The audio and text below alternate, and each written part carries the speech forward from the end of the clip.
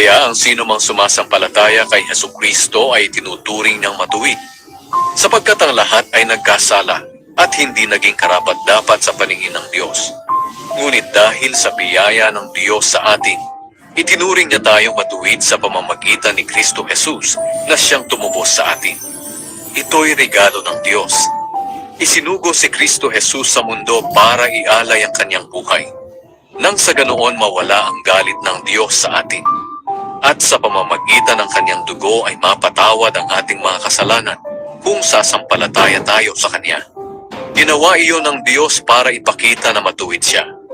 Noong unay nagtimpi siya at pinalampas ang mga kasalanang ginawa ng mga tao, kahit na dapat sana'y pinarusahan na sila. Isinugo niya si Kristo para ipakita sa kasalukuyang panahon na matuwid siya. Dahil sa ginawa ng Diyos,